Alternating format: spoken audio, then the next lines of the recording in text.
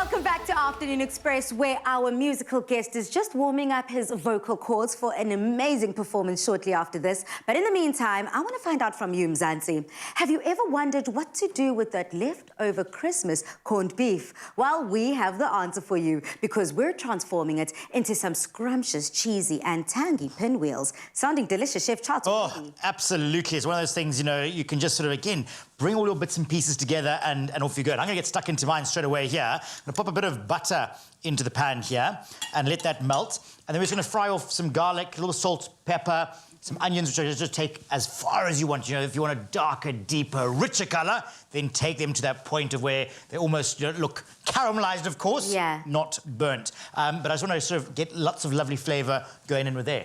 What are you doing to me? I'm just cutting up our corned beef, and the one thing, Balas, I have to mention is that a lot of times, once you've already cooked up your piece of meat, whether it's a leg of lamb or something like that, some people can take it a bit further where the meat gets dried out. So this recipe is perfect because it sort of brings back the juiciness into the meat because of the additions you're adding. Like we're adding some onions in there, we're adding some mayo, we're adding some cheese. So once you surround your puff pastry with all these ingredients, it actually will make it a little bit more juicy, where you wouldn't be able to taste if at all your meat was dried out. So it's a perfect excuse to use those big chunks of meat if they're left over. Tick, tick, tick. I'm very excited already. And Chef Charles, I saw on your station there, as you are putting all those ingredients together, you've added extra sugar to your already caramelized onions. Well, so remember what sugar's going to do. Sugar's going to really sweeten and enhance the onion flavour, but start that caramelized process so you can get that real dark, rich colour coming through as well. So it depends on how much you want to sort of take it through. Remember, onions actually as a whole are quite bitter. So sometimes you actually need that sort of bit of sweetness just to balance it out there. And then obviously, you know, you're going with your corned beef or your ham, it could be chicken, it could be turkey, whatever you've got left over. Again, you can really substitute this as your base as you build it up there. So just go crazy to whatever suits you best. So that's now going to just sort of mull over. I'm going to switch that off over there and allow that to cool down, because obviously going to be working with pastry.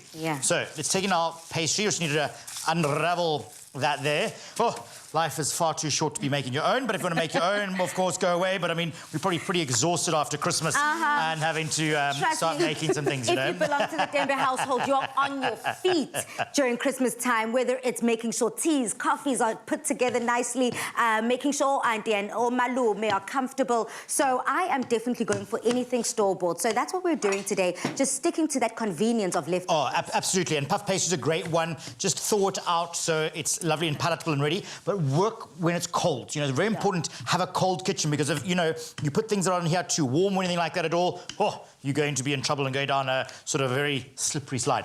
Anyway, a little bit of flour underneath, just so it can actually move. Very important on that there.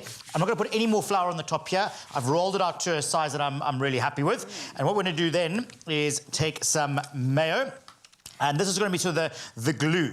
So let's just take 2 little dollops of that there. And I see that you've gone with tangy level 1. Now, Dumi and I are always comparing the different levels of tanginess when it comes to our mayonnaise, especially when it comes to different recipes that we're making. Today I see that we went with level 1. Now that's pretty mild. That is pretty mild because of the fact that we've already got the sweetness coming from the onions, you've got the tartness coming from the cheesiness, you know, the saltiness that's coming from there. So all we want is a balance of flavour. You don't want something that's going to overpower all the other flavours. You want it all to work together. Got you. And as the glue, now goes the cheese. Glue, now a little layer of cheese there. So you can imagine, you know, this is going to melt down, and there's going to be add the sauce kind of component to it all there. So you know, the pastry, the puff pastry, is going to be the lovely crispy, the body, the sort of the carrier of the whole dish here. So now is the fun part. You're just mixing all the ingredients together. I mean, we obviously TV and all going mad. Put your onions into here. The meat's actually going to cool this down a little bit as well. And then what you do is just mix all that together, and then this is the next layer. So think of it building like a house. Now, when you're putting this component on, there's quite much bigger bits. So don't go to the end furthest away from you, and you're going to see that just now as we get to there. So let's just sort of pop that on just like that. So today on the show, we are dealing solely with leftovers and making sure that we're upcycling something that we've already enjoyed and making it that much more delicious.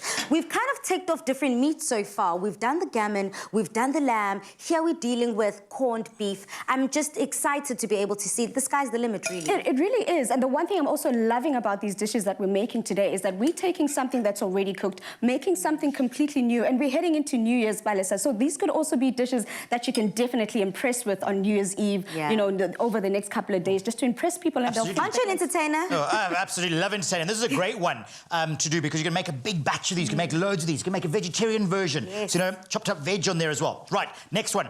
Take the side that's closest to you on the full length, and you're literally going to sort of slap that over like that. So be confident in that sort of fold it over so you can get the roll. And then from there, you're then going to keep rolling all the way to the end. As I said, don't go all the way to the end. Then you can see I've left like a bit of a border because that is going to sort of act as a little bit of a seal on that side there. An adhesive. And then all you need to do is cut it in half.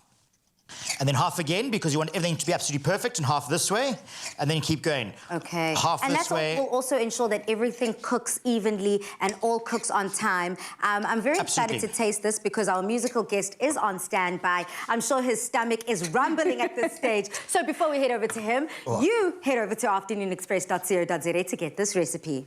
There is a classic mayonnaise that brings out the traditional French in 3 levels of tanginess. The mild classic, the medium classic, the strong classic. Tangy the way you love it. Made with love by Clover.